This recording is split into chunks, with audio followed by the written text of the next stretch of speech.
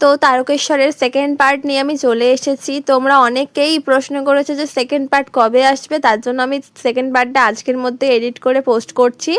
আর কেমন লাগলো অবশ্যই কমেন্ট করে জানিও। তোমরা আগের ব্লগে দেখেছিলে যে আমরা শ্যাওড়াফুলি থেকে জল তুলে বেরিয়েছি। এবার জল তুলে নিয়ে যাওয়ার পরে সারা রাস্তা কি কি করলাম, কতটা হাঁটতে পেরেছি, সব এই ব্লগে তোমাদেরকে জানাবো। আর আমার পাশে থেকেও প্লিজ। আর ভালো লাগলো কি খারাপ লাগলো কমেন্টে জানিও। তোমাদের একটা কমেন্ট আমার জন্য অনেকটাই কিছু।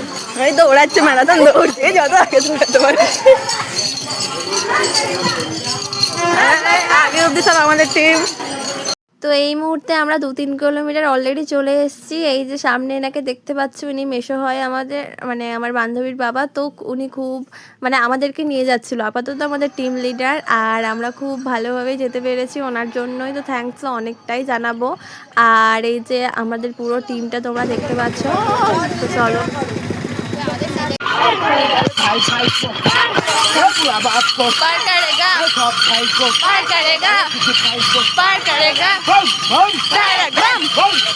তোমরা দেখতেই পাচ্ছ আমরা সারা রাস্তা মহাদেবের নাম নিতে নিতেই যাচ্ছিলাম। আর খালি পায়ে কিন্তু একটুও মনে হচ্ছিল না যে কষ্ট হচ্ছে। হ্যাঁ, মহাদেবের নামের প্রতি একটা তো শ্রদ্ধা আছেই আমাদের।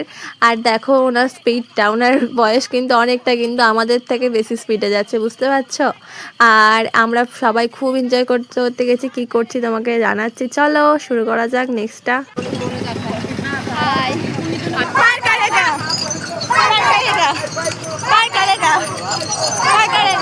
আমার মুখ দেখে মনে হচ্ছে রেগে গেছে, কিন্তু ওরকম কোনো ব্যাপার নয়। এই যে আমাদের অজয় দাদা বাঘ নিয়ে যাচ্ছে।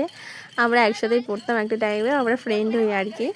আর মানে ওর সাথে একটু মজা করছিলাম সেই হিসেবে যে কি যেতে পারবে এইসব। ওই দেখো একটা গেট দেখা যাচ্ছে, লাইট দিয়ে সাজানো ছিল।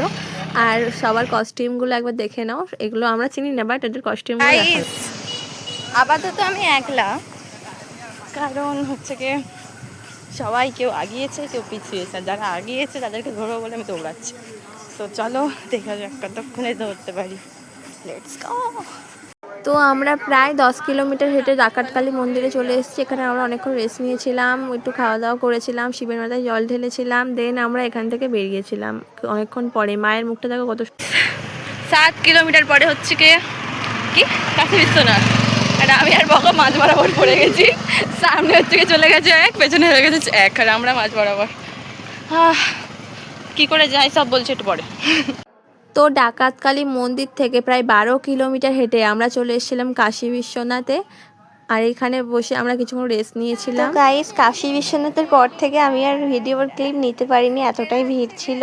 আর এই দেখো আমাদের যাওয়ার সময় অবস্থা আর আসার সময় অবস্থা, এই নিয়ে আমি ওদের একটু খিল্লি ওড়াচ্ছিলাম, কিন্তু আমার অবস্থা আরও খারাপ ছিল।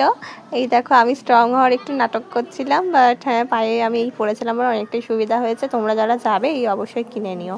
চলো বাই, দেখা হবে নেক্সট ব্লগে।